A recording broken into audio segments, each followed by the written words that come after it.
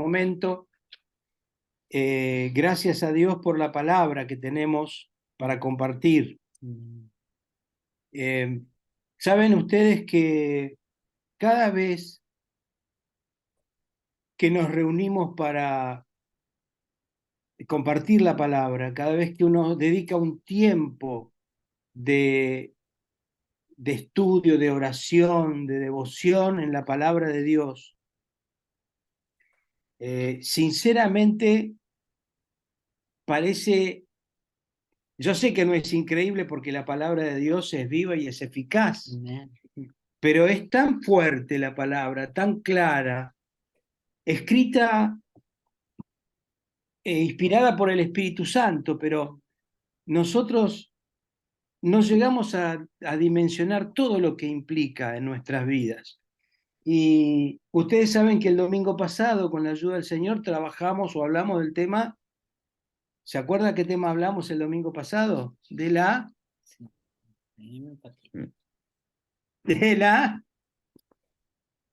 no se escucha acá, no escucho yo. De la empatía, de la empatía. ¿Se acuerdan? Ponerse en los zapatos del otro, ponerse en el lugar del otro. Y yo quiero seguir con ese tema, no de la empatía, sino con otro texto que tiene que ver, cuando nosotros hablamos, yo sé que nos gusta mucho hablar de andar en el espíritu o andar en la carne.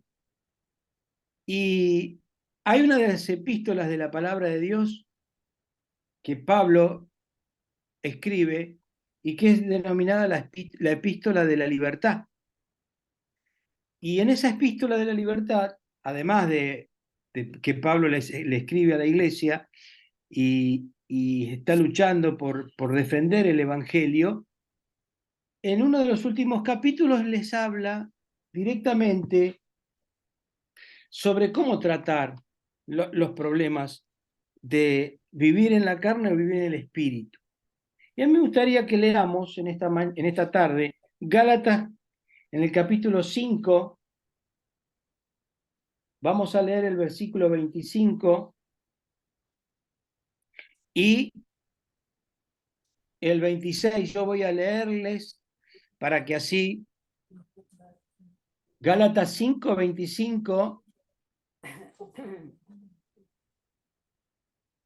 Voy a leerlo en la versión 1960, la Reina Valera. Ustedes seguramente tienen otras versiones, pero no cambia mucho.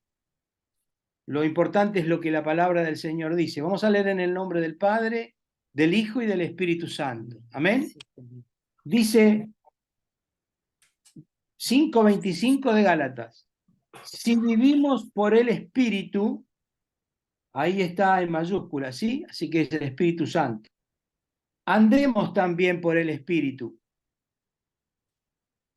El 26 dice: no nos hagamos vanagloriosos, irritándonos unos a otros, envidiándonos unos a otros.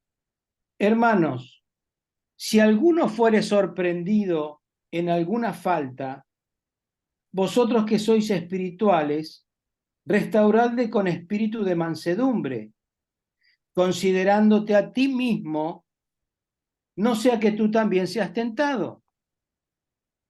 Sobrellevad los unos las cargas de los otros y cumplid así la ley de Cristo. Porque el que se cree ser algo, no siendo nada, a sí mismo se engaña. Así que cada uno someta a prueba su propia obra, y entonces tendrá motivo de gloriarse solo respecto de sí mismo y no en otro, porque cada uno llevará su propia carga. Amén. Leemos hasta ahí, porque después se puede seguir leyendo, pero ya nos iríamos a otro tema. Este es el conflicto generalmente básico entre la lucha de vivir por los deseos de la carne o por lo que la inclinación humana nos lleva, o dejarnos guiar por el Espíritu Santo. Y esa victoria que trae dejarse guiar por el Espíritu Santo solo viene a través del camino de la crucifixión de nuestra carne en Cristo como Él lo hizo por nosotros. Ahora bien,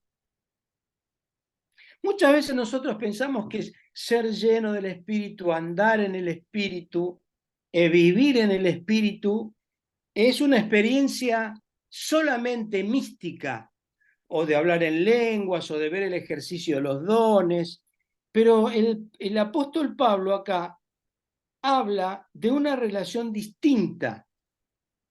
No habla de una relación personal, sino que habla de una relación entre las personas y una relación de amor.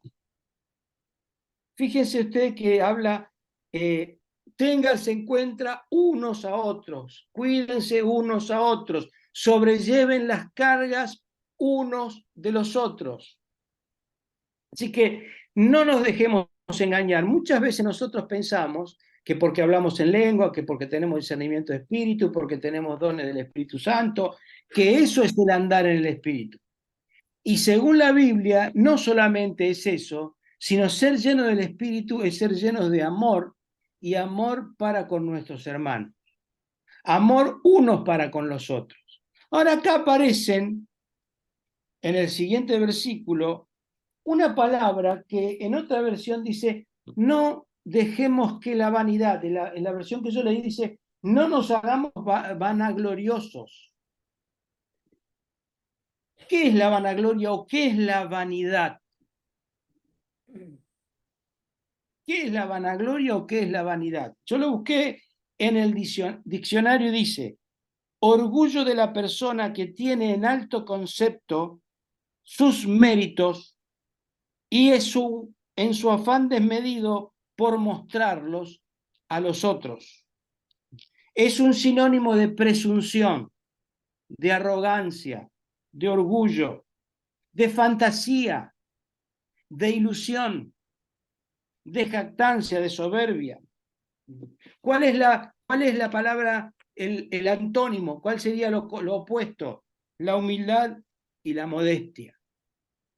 Ahora, ¿qué pasaba acá en la iglesia de los Gálatas o en la región de las iglesias de los Gálatas, porque no había una sola, sino que evidentemente tenían problemas de relaciones, como hay problemas de relaciones en todas las comunidades? Yo esto se lo insisto muchas veces a los hermanos y a las hermanas cuando hablamos, cuando tratamos las dificultades.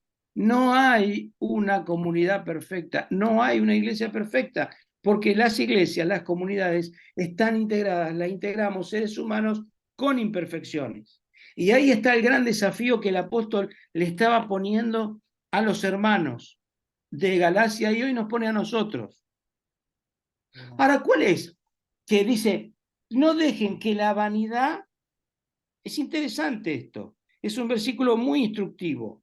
Dice, no deje que la vanidad haga que nos irritemos unos con otros o que nos envidiemos unos con otros.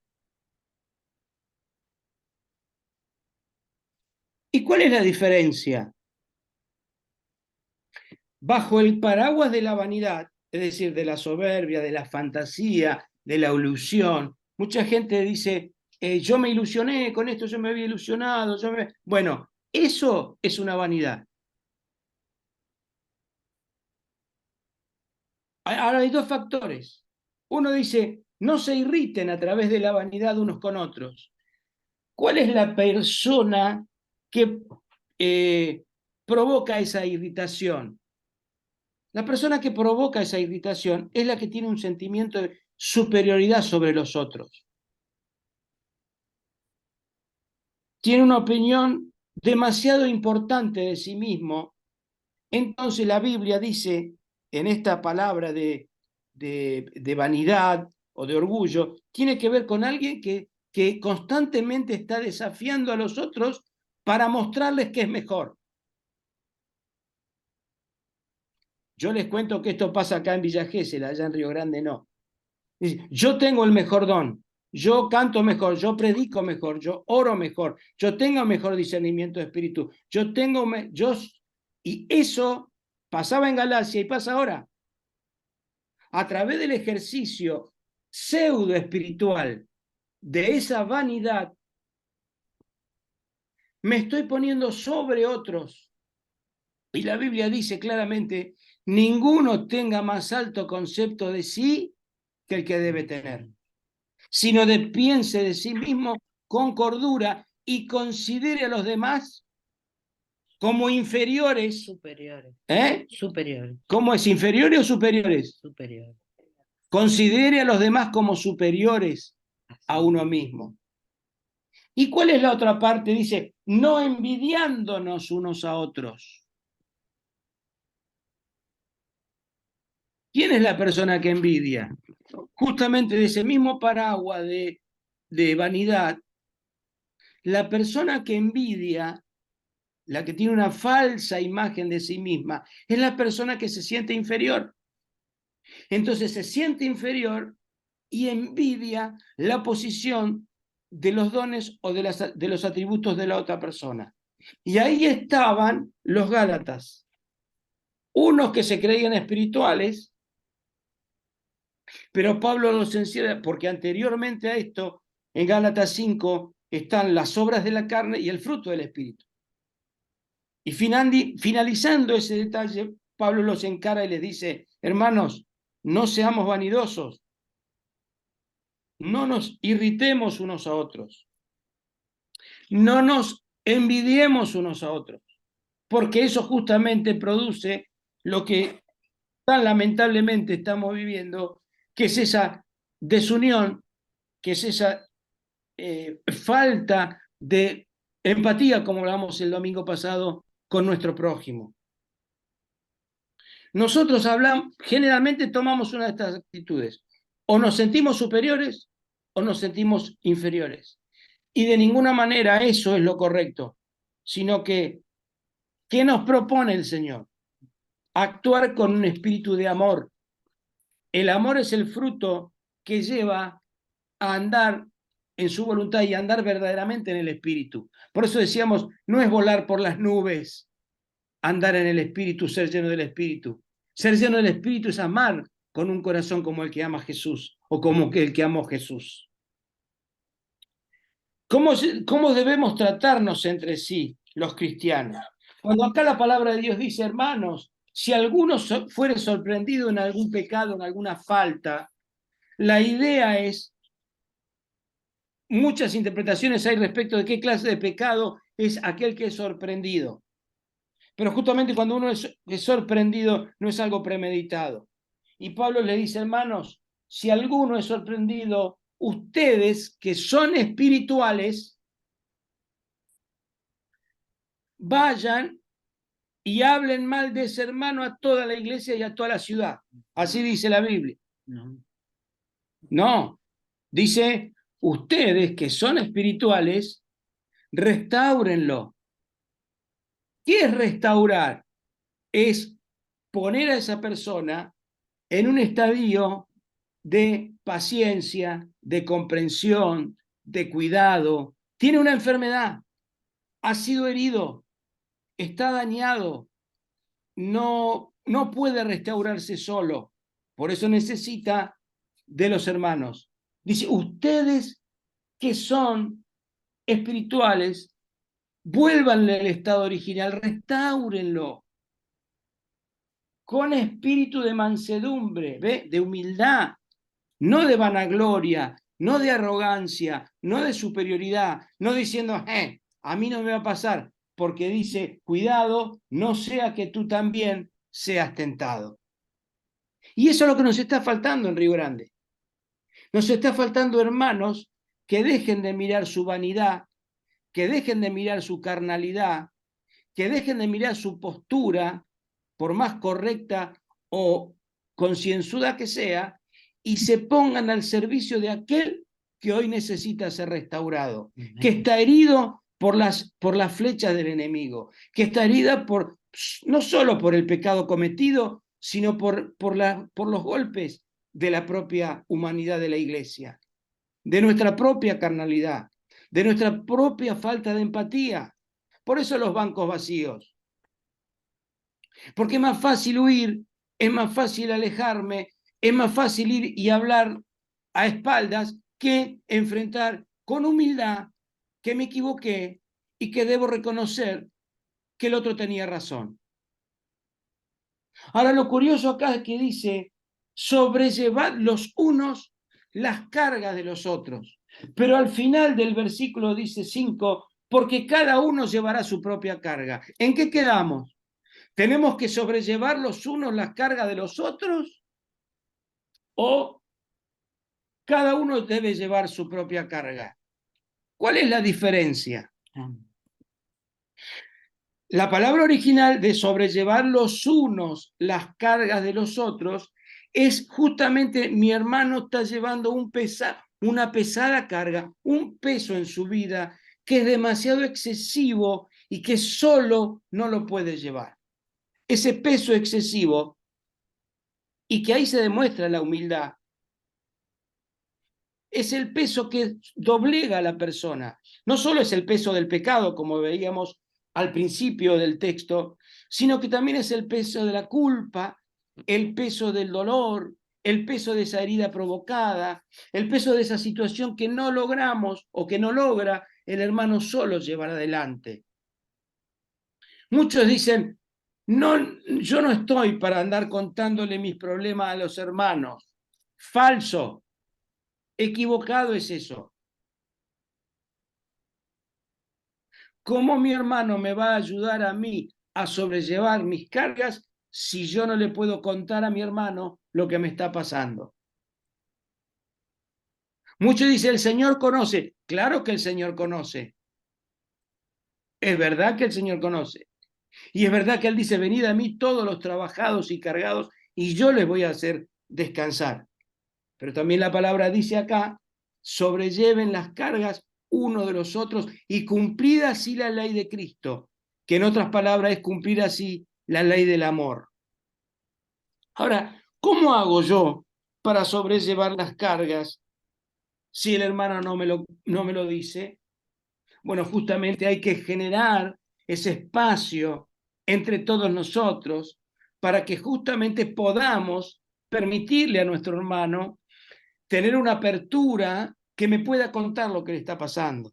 Siempre aconsejamos, no cuente sus cuitas a cualquier hermano o cualquier hermana. Siempre busque a alguien más maduro espiritualmente. ¿A quién le vamos a contar nuestras heridas en esta tarde? ¿Cómo llegamos a la presencia del Señor trayéndole esta actitud con dolor de lo que nos está pasando? Bueno, justamente con alguien que nos va a escuchar y que no va a salir corriendo a contarle a medio mundo lo que a nosotros nos está pasando, sino alguien que nos va a consolar, que nos va a prestar el oído y que, como dice la palabra de Dios, con mansedumbre, con humildad, con una actitud de restauración. Eso es lo que nos está pidiendo el Señor, hermanos, en este tiempo, en nuestra comunidad, en nuestra congregación de Río Grande.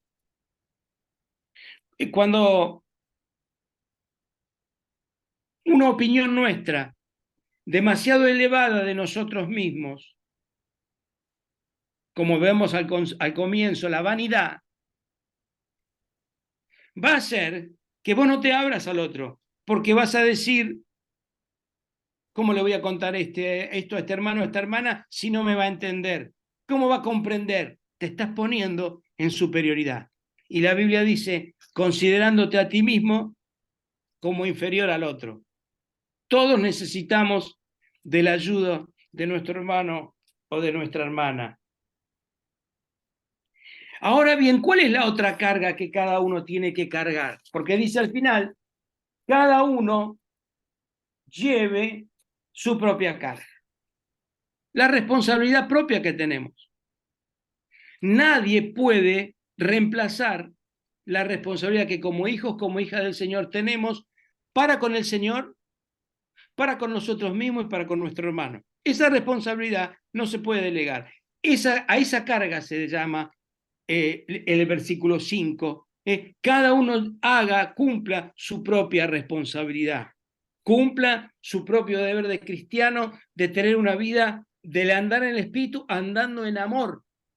Acuérdense que no es porque mejor oro, que no es porque mejor canto, que no es porque mejor leo, que no es porque mejor estudio, mejor predico o lo que fuera como don del Espíritu Santo. Andar en el Espíritu es andar en las obras de amor, en las obras de restauración, en las obras de ponerme en el lugar del otro y, como decía aquí, considerarnos en humildad y en mansedumbre. Ahora, ¿quién debe hacer esto? Los que son espirituales. Todos, en ese sentido, tendríamos que tener la capacidad de sentarnos al lado de nuestro hermano, de nuestra hermana, ve, por ejemplo, del que hoy no está, del que hoy no vino, y decir, quiero sobrellevar tu carga, hermano.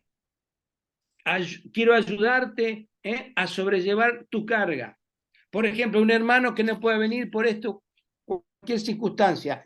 ¿Cómo puedo ayudarte, hermano y hermana, para que el próximo domingo vos estés en el culto? Vos tenés que cuidar a un familiar enfermo, yo me quedo en tu lugar. Vos anda al culto y yo me quedo en tu lugar.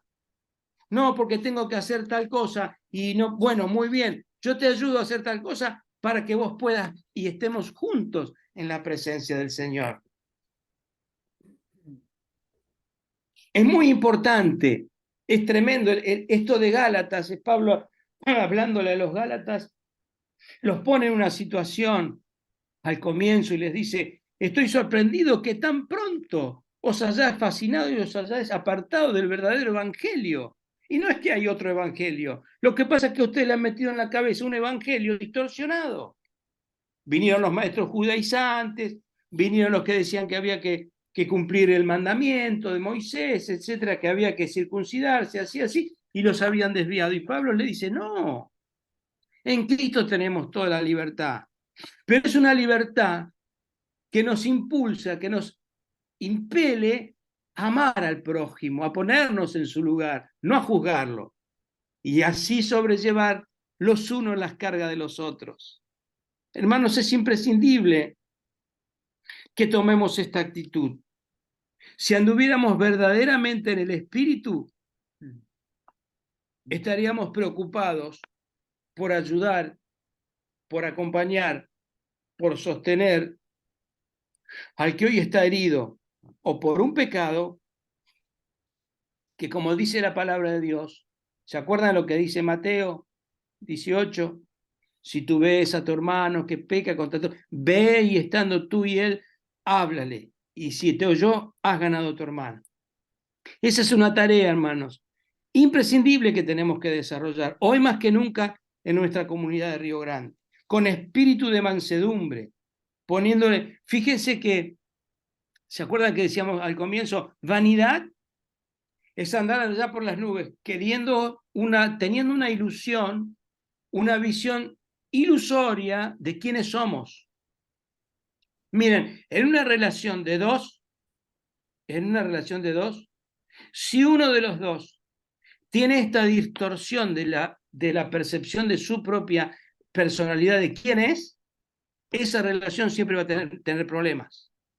O sea porque uno se siente más y superior, o sea porque se siente inferior y envidia al otro, como vimos al comienzo del mensaje. Entonces, ¿cuál es el antídoto? La humildad, el amor. ¿Y sabes qué es humildad? ¿Sabes qué es humildad? Tiene que ver el origen con la palabra humus, tierra. Es decir, el humilde es el que pisa la tierra, no vive en una nube de úbeda y que espiritualiza todo y que vive allá. No, no, no, no. La persona humilde tiene los pies sobre la tierra.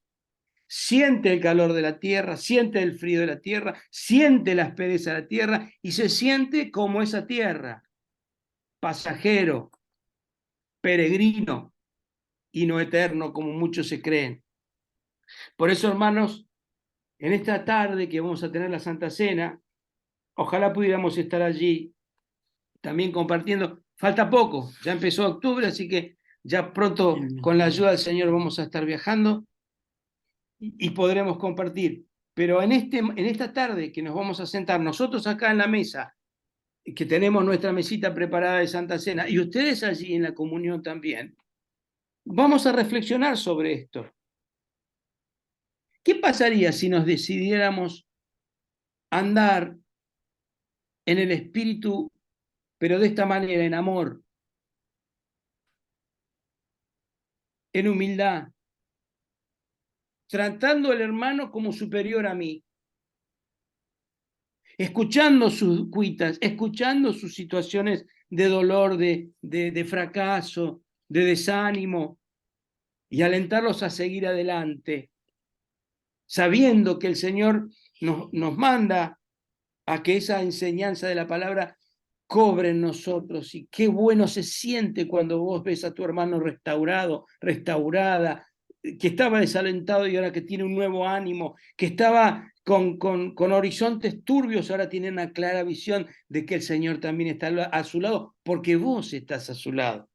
Así que los invitamos, hermanos, a que llevemos las cargas unos de otros.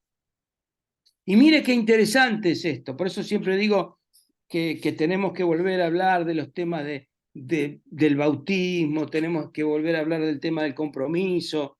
Si usted sigue leyendo Gálatas 6, ahí cuando habla de que es enseñado en la palabra, también está hablando de la ayuda económica al que está necesitado y básicamente de la ayuda al que está ministrando la palabra. Pero lo vamos a tocar otro día ese porque no es tema de este día. Por eso vamos a tener unas palabras de oración.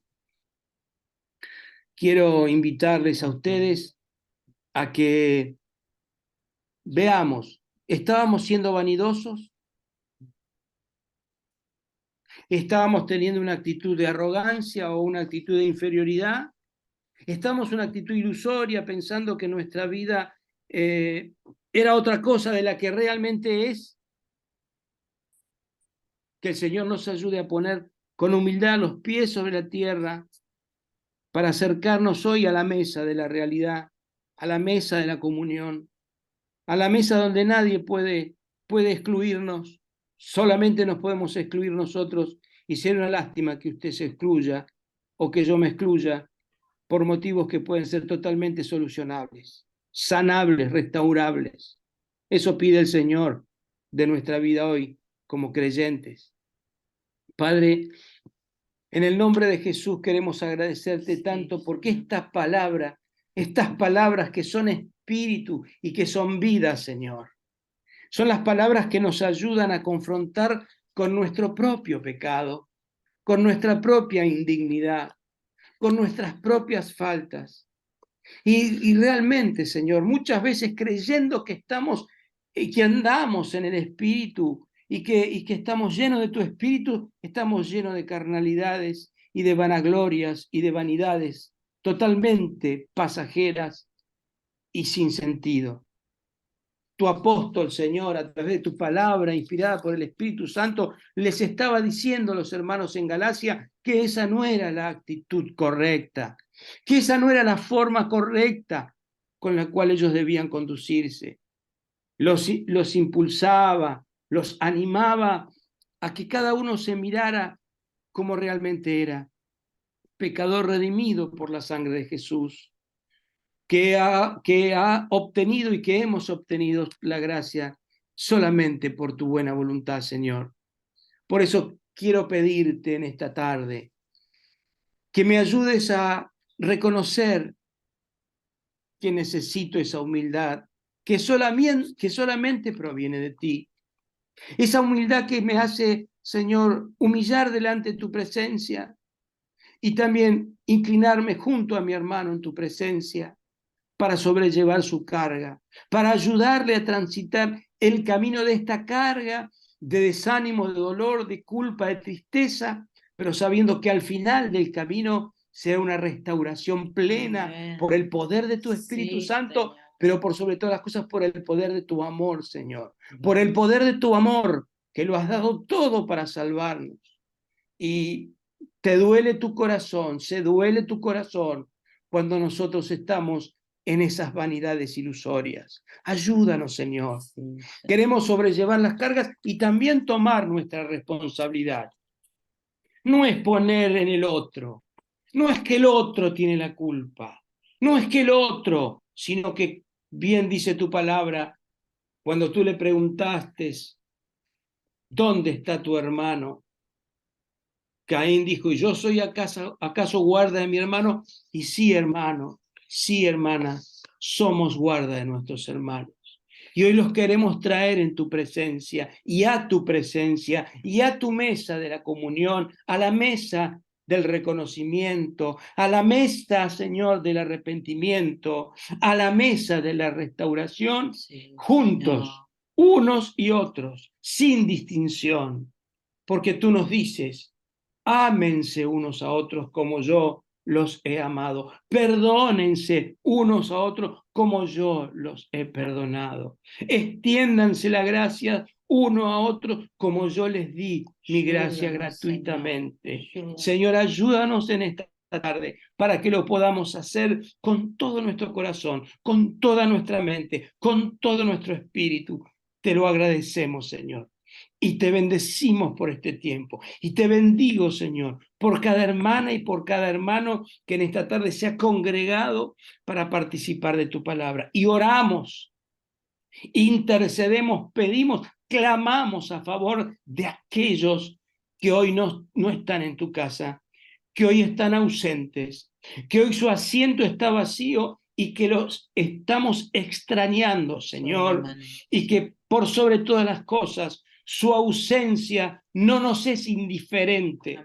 Su ausencia también como a ti nos causa dolor y vamos a empeñarnos y vamos a poner todo nuestro esfuerzo para sobrellevar sus cargas.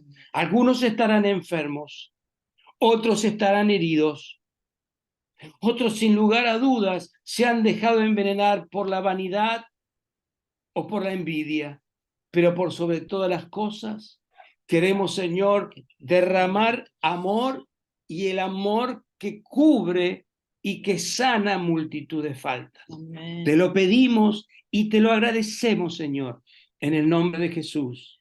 Amén.